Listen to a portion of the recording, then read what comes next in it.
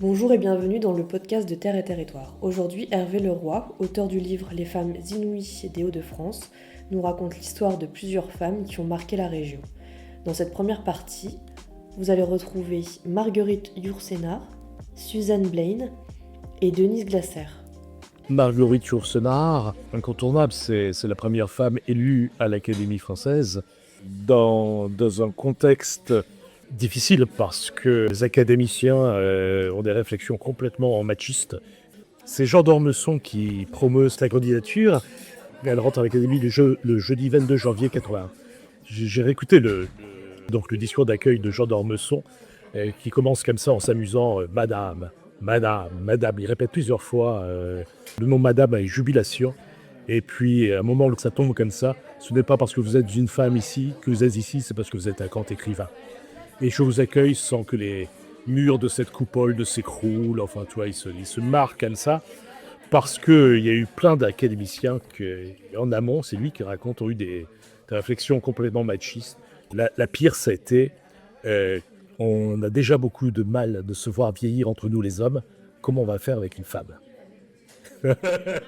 Donc je raconte ces réflexions machistes.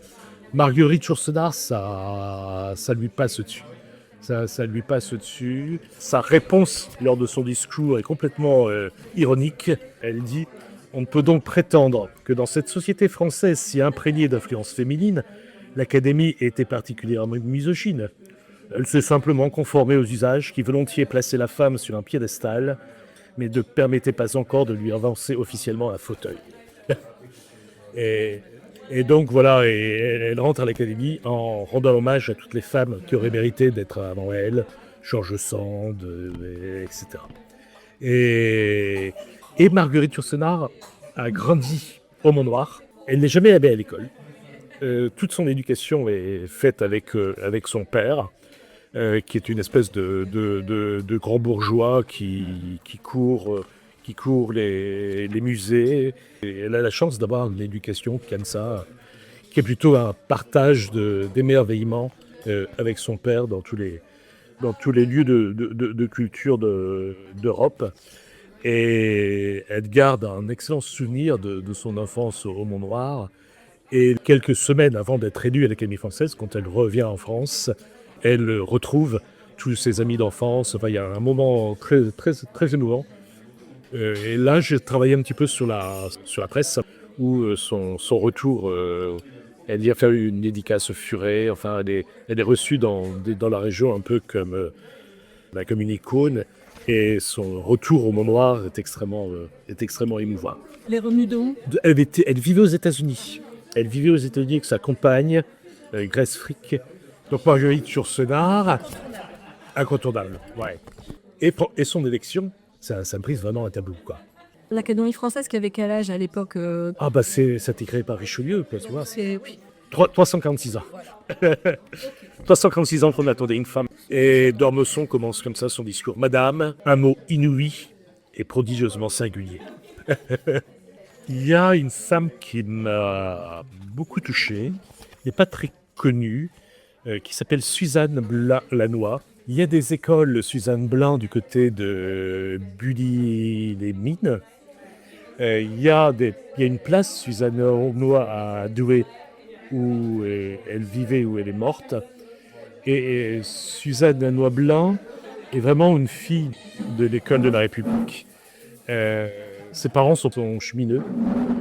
C'est quand même un milieu pas très favorisé. Elle va à l'école primaire, elle est première. Elle obtient une bourse pour aller au collège, elle est première.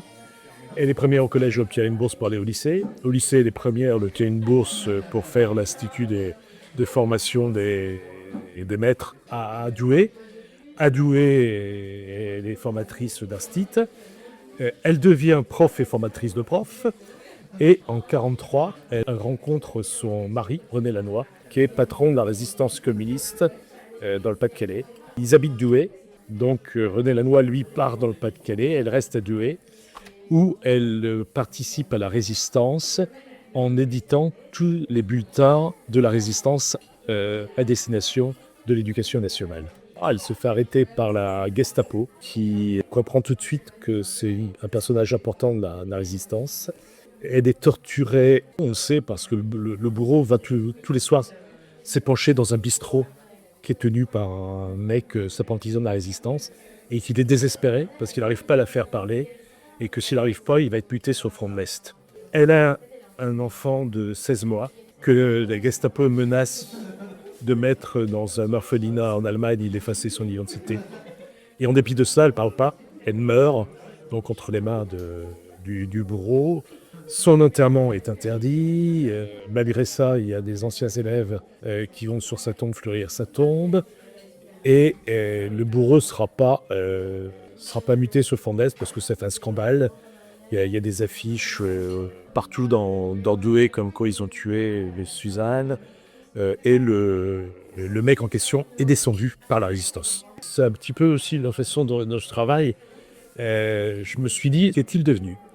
Et donc je retrouve son nom, Lanoir, dans l'annuaire, j'appelle, et au bout de plusieurs essais, je tombe sur Monsieur Lanoir, sauf qu'il venait de décéder quelques mois avant. Son épouse me dit que toute sa vie, il était professeur à Nelle-et-Mines, qu'il a toujours été là pour inaugurer les écoles, les places avec le nom de sa mère, mais que je lui demande pour la voir, cette femme, elle me dit « Oh non, c'est l'histoire de mon mari, puis sa mère, il l'a pas vraiment connue, il a été élevé par ses tantes, voilà, donc elle ne veut pas trop me parler. » Et puis à un moment, elle me dit « Bah écoutez, il y a mes petits-enfants qui sont en train de récupérer, enfin de se rapproprier l'histoire de leur grand-mère, je vous donne leur numéro. » Et là, j'ai travaillé avec un des petits-enfants.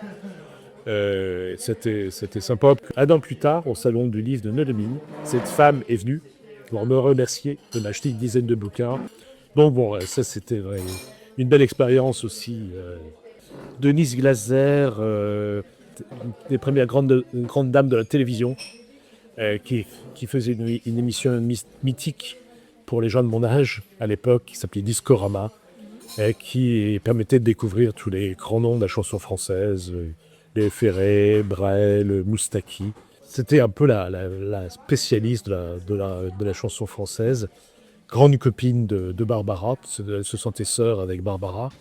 Et Denise Glaser, qui était vraiment une icône de la télévision, elle se fait virer de l'ERTF quand le RTF explose.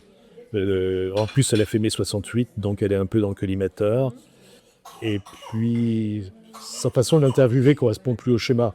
C'est-à-dire qu'elle laisse parler les gens. Il y a des silences dans l'émission qui restent.